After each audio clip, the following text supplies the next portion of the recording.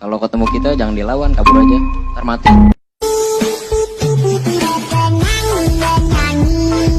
Assalamualaikum warahmatullahi wabarakatuh. Perkenalkan, nama saya Al-Faruq Sangaji. Nama saya Ahmad Mujadid. Nama saya Muhammad Sahal.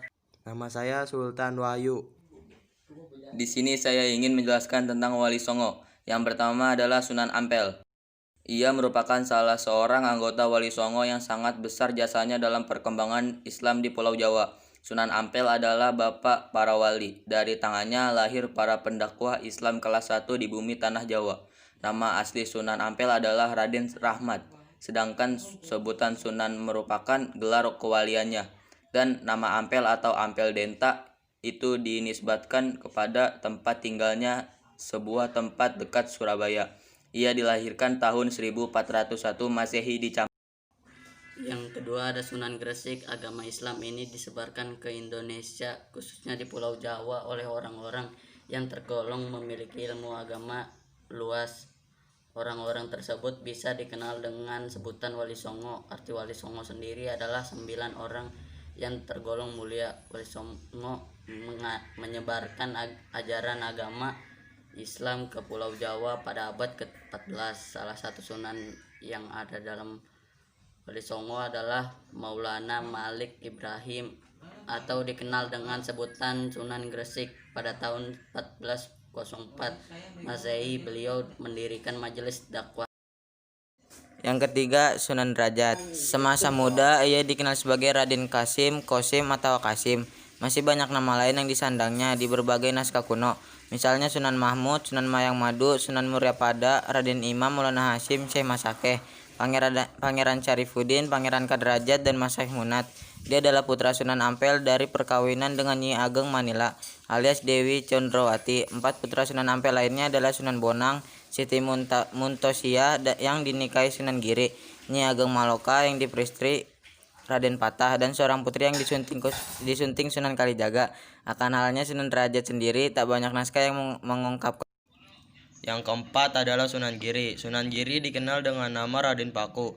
Prabu Satmata, Sultan Abdul Fakih, Raden Ainul Yakin, dan Joko Samudra adalah nama salah seorang wali Songo yang berkedudukan di Desa Giri, Kebosan, Gresik, Jawa Timur. Ia lahir di Blambangan, Banyuwangi pada tahun Saka Candra Sengkala Jalmo Orek Werdaning Ratu 1365 Saka, dan wafat pada tahun Saka Candra Sengkala Sayu Sirno Sucining Sukmo 1428 Saka di Desa Giri, Kebomas, Gresik. Yang kelima adalah Sunan Bonang. Ia anak Sunan Ampel, yang berarti cucu juga cucu Maulana Malik Ibrahim. Nama kecilnya adalah Raden Makdum Ibrahim. Lahir diperkirakan 1465 Masehi dari seorang perempuan bernama Nyi Ageng Manila, putri seorang adipati di Tuban. Sunan Bonang belajar agama dari pesantren ayahnya di Ampel Denta. Setelah cukup dewasa, ia berkelana untuk berdakwah di berbagai pelosok Pulau Jawa. Mula-mula ia berdakwah di Kediri, yang mayoritas masyarakatnya beragama Hindu. Di sana ia mendirikan Masjid Sangkal. Yang keenam adalah Sunan Kudus. Nama kecilnya adalah Jafar Sadik. Ia putra pasangan Sunan Ngudung dan Syarifah, adik Sunan Bonang. Anak Nyi Ageng Maloka disebutkan bahwa Sunan Ngudung adalah seorang putra sultan di Mesir yang berkelana hingga di Jawa. Di Kesultanan Demak, ia pun diangkat menjadi panglima perang.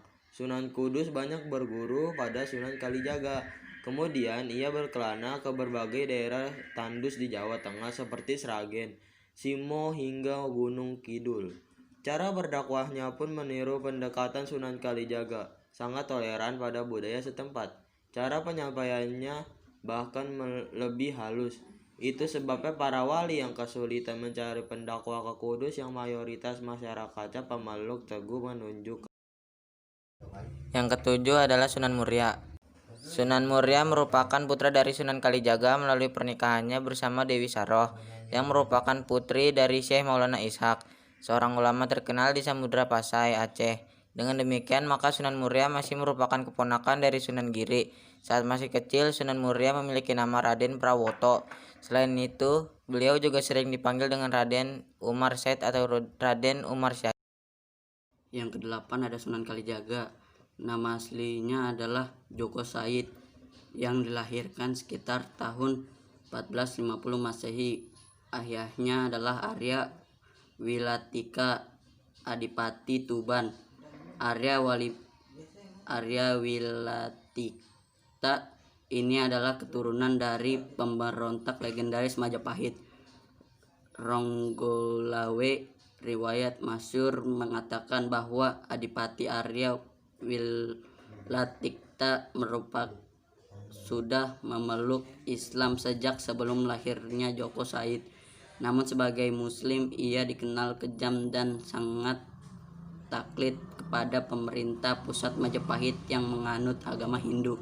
Ia menetapkan pajak tinggi kepada rakyat. Joko Said muda yang tidak setuju pada segala kebijakan ayahnya sebagai adipati sering membangkang pada kebijakan-kebijakan ayahnya. Yang terakhir adalah Sunan Gunung Jati. Sunan Gunung Jati adalah Syarif Hidayatullah.